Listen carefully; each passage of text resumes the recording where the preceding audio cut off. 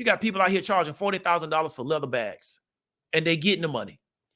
You got people selling cars for $1 million plus, like Bugattis, and people paying for this stuff. Don't let nobody tell you because you charging $5,000 for something that you overcharging. Everybody's not for everything, right? What may work for somebody may not work for somebody else, vice versa, right? But don't let people give you a complex about your services and your products when you know you put the time into it to do it. GC, what's up with it, man? Don't let nobody tell you that, because what they're doing is they're trying to bring you down to where they're at. Another thing you got to look out for, as you start to raise your price, the people that was dealing with you at one price may not want you to go up to another price because they can't deal with you no more. So they try to get you to stay down where they at. You can't allow that to happen to you, right? Because somebody will be there to serve them at that price. You understand what I'm trying to tell you? So if you say, hey, you know what? I'm going to create a whole new deal and I'm going to increase all my prices by 40%. So I'm going to deal with this new clientele level.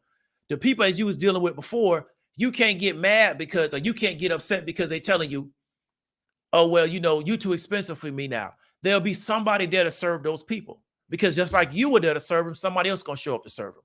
If you want to move up the market, you move up the market, because you now can speak to a different proposition. Because why? I got this much credibility in the market. I have this many testimonials. I've got a proof of work or proof of stake in the market. So now I have a different value proposition, right? So now I can move up to a different segment of the market. And that's what you got to understand. So if you look at Toyota, right? Toyota sold essentially a value car for a very long time. Then what they did, like in the late 90s, mid 90s, they dropped that Lexus on you, right? So we knew what Toyota can do. Now they say, okay, we're going to come with a higher end offer. Honda did the same thing with Acura. They sold value. Then they got to a certain part in their history of their car. They say, hey, yo, we're going to hit you with that Acura, right? Because we've proven that we know how to build cars. We know how to build motors, yada, yada, yada. So now we can move up to a higher tier. You don't have to buy the Acura. You can still buy the Honda, but we got an Acura for you too. You understand me? And I think that's what people have to understand, is that your pricing exposes how you see yourself. And it don't mean that you shouldn't start at a low price point, but I don't think you should stay there. As you get better and better at what you're doing, how come you keep staying at a low price point? And if you are selling at a low price point, you need to make sure the numbers work. If the numbers don't work, you're hurting yourself by selling at a low price point, because the numbers don't work. And you should set your pricing first off the numbers, then off the value, and then off the market, right? But if the numbers don't work, the numbers don't work. So I had a lady, I had a score mentor when I was in Texas, right? So she looked at my business and she's like, you got really good margins. I said, yeah, I do now, until I start doing paid marketing. Now I'm doing paid marketing. My margins are not going to be the same. They're going to be nowhere close, right? So the goal of the pricing from the gate was to do paid marketing. Because if you don't have a certain price on your stuff, you can't run paid ads. Why? Because there's not enough margin in between the cost of doing the business, or the cost of goods sold, or the cost of delivering the service, and what you're selling it for. There's not enough room in the middle to now pay for marketing. You understand? So a lot of people are trapped in their business model, because the way they price and they services or their products, they can never run paid ads. I came in the gate. The goal of my business from the gate was to run paid ads. That was the goal from the gate, to be able to run paid media. Paid media can cost a lot of money. So my margins without me running paid media are really, really wide. As I start to run more and more paid media, the margins are going to start to shrink. But I built that into the business model from the gate. So I don't care what somebody else says, because I know they're not thinking from the perspective that I'm thinking, because they don't know what I know about business. So I've already made these mistakes. Why would I keep making the same mistake over and over again when I know that you have to build into your business the ability to run paid ads, right? Or you got to build into your business the ability to take this trip to be a vendor over here. Or you got to build into your business the ability to spend this on marketing, whether it be print or whether it be, magazines, or whether it be billboards. That got to be built into your business model. Because if not, you're going to be stuck at one level and you can never expand from that particular level, because it's not there in the actual fundamentals of your business. And so that's what I want people to understand, right? In 2023, figure out how to build out a pricing structure that works for where you want to go in the future, not where you're currently at right now, right? Start thinking about how can I build out a pricing structure that works for the business I'm looking to build, not my current situation, right? If you're entering into the market, enter into the market with the idea of where you want to be in 12 months, not where you're currently at right now. And build your business out to hit that 12-month goal, as opposed to, I just want to hear some people say yes to my offer. Because if you give it away for $1, you're going to get a lot of yeses. The question is, can you support the business by selling at $1? If I sold what I sold at $1, I would generate a ridiculous amount of sales. You know what? Because I have a hybrid model, I can't talk to all those people for $1. Right? I know a guy was selling an options course for $25. No disrespect to him. God bless him. But I said at $25, what's going to happen is if all of those people got a question, it's impossible for one person to answer all those questions. Right? It's impossible because you're bringing in all these people at a $25 price point. So if all of those people ask you questions about what you sold them, it's impossible for you to answer all the questions because you're only one person. Right? So you got to understand, there's a lot of times we hurt the consumer by making the product so cheap that they buy it even though they probably shouldn't buy it. Right? Because if I sold what I got for $1, I would generate a lot of sales. The problem is when all those people try to ask me a question about what's going on, I would never have the time to help to serve them, which means I would hurt them because I don't never have the time. So one of the things you find out when you raise the prices in your business, it really helps your customers. Why? Because you have more time to deal with them because you got less customers. So you got more time to actually deal with the customers you got, as opposed to I'm going to keep lowering my prices, which means I have more customers, but I got less time to deal with them. So they think they got a deal, but really they not getting a good deal because if they have any issues, you can't handle them. Then as your margins shrink because you're lowering your prices, what does it mean? I can't add on more services to support the business, right? So let's say hypothetically, Tesla sells way more cars because they lower their prices. Now let's say hypothetically, there's a recall. How do they handle the recall with more cars sold? So how do we handle that? Because we sold all these cars, which means we got even more cars recalled. So then where are the support services that handle the recall? Because we sold even more cars. So these things you got to kind of ask yourself when you're looking at pricing. And I would also look at pricing from a long-term view, not just what's going to generate me some sales today, right? Look at it from a 12-month to 24-month view. Where do you want your prices to be in 12 to 24 months, right? Based on the market that you're in.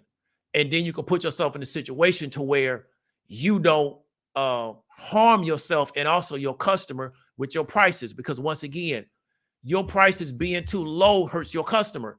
It don't just hurt you, because they will never be able to deal with you because your prices are way too cheap. So if Walmart says, we're going to put everything in the store for 50 cents, the store gets slammed, right? But then if you have any issues with anything, who's going to be to help you? There's not going to be nobody inside the store because we sell everything for 50 cents. So I think that's what people got to realize, is that the customer asks for low prices because that's their exposure level. It got nothing to do with the value of your service. And you need to realize that and say, well, if I know I want to price my stuff at a certain level based on what value I think I bring to the market, how can I make sure I present this to people where they're used to this being the price that they pay for stuff, right? As opposed to, how can I just try to generate some quick sales with a cheap price, right? There's nothing wrong with entry-level offers. I may build out an entry-level offer this year at a really low price, but I'm going to always keep my higher tier back-end offers. And those higher tier back-end offers is always going to hold the majority of the value, most importantly, the majority of my time, right? So we're going to read the comments. We're going to get out of here because I know I wasn't going to be here long, because this is a real quick session. And we can get deeper into pricing because pricing is very deep. It's a way in which you communicate the value to your customer, also with your value proposition. But I want to really encourage anybody, never let the crowd convince you, right, that your prices are too high just because they say it. Because the same people that are telling you your prices are too high, trust me when I tell you, they're paying big ticket for other stuff. You should never forget that. The same people that are telling you you're overcharging are paying big ticket for other things, most importantly, college. So you should never let somebody tell you they're dissatisfied with your price unless they can show you that I don't never pay big ticket for anything. And you'll find that that's false in most scenarios. They're paying big ticket for something, right? So you got to understand that. So that's why you can't let that attack your confidence. It's hilarious to me when people talk about somebody charging too much money. Many of these people went to a PWI and they took a loan out and they didn't try to negotiate the loan terms. They took whatever the loan percentage was, they took what was offered to them. They never tried to negotiate it. They paid college, which has shown that demand, there is no elasticity or inelasticity of demand. I don't know which one is the proper term at this moment. What I'm saying is that there's no price resistance to the cost of college. They took a loan out and they didn't ask for a better term on the loan. They paid whatever the term was. To pay for a college, and the price of college keep going up. And then they'll come to you and say you overcharging. That's why I don't listen to it, because I know that they overpay for other stuff. Well, I didn't say overpay. I know they pay big ticket for other items, right? So that's why I don't listen to it, right? So you got to have a confidence about yourself and what you're doing. And like I said, get around the people that appreciate your value and make sure you continue to offer them value to keep the relationship going. But you can with pricing, communicate to people that you don't have value and they want to pay you money. And that's what a lot of people don't understand. It could be somebody looking at K right now and they can say, K, send us a quote on XYZ. And because K been listening to these people talk about you overcharging, it's a scam, you don't have no value. K send the quote in, and you know what they say? That's so cheap, it can't be what we looking for. And they put his quote to the side and they go for people that was charging 30, 40% more. Right? That's why you can't let people put that in your head. There was a guy getting ready to do floors at my mother's house. And we went for 5 quotes to do my mother got oak floors in her house, right? So we was looking for a person to redo the floors. And this guy got referred to us, but the reason why I didn't hire him, because his quote was too low. We got 5 quotes. He was a guy that got referred to us. He had the lowest quote out of all the 5. It was abnormally low. I threw his quote out of the basket. Why? Because I'm trying to figure out why you trying to undercut the market. What, you finna come in here with cheap supplies? So that threw me off because I knew what the market was to get the service done. So why you coming way under everybody, right? And you not a upstart. This was a person that was an established person in the space. So that's why I tell you, sometimes that type of stuff hurt people. But the communication online is people overcharging. That's why I don't even deal with people in them spaces, because when it comes to them, see, this is what a lot of people mess up. People don't want to pay for something till it come to them. Then they want top dollar, right? I don't want to pay for high ticket, but when it's me, I want to be paid high ticket. It got to go both ways. If you want to be paid high ticket, you got to pay high ticket. It can't be, I don't want to pay high ticket, but I want to get paid high ticket.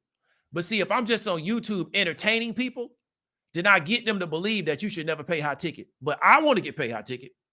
But I got an entertainment community and I'm telling them, well, you should never pay high ticket for nothing. But when it comes to me, I want the highest price I can get in the market for what I do, because I believe I have that value. So that's why I tell a lot of business owners, you got to kind of discern from people that's really coming with business education and business analysis and just entertainers, right? Because most entertainers looking to get paid big money for what they do. But they may be entertaining you that everybody's scamming you. So you got no difference between the two.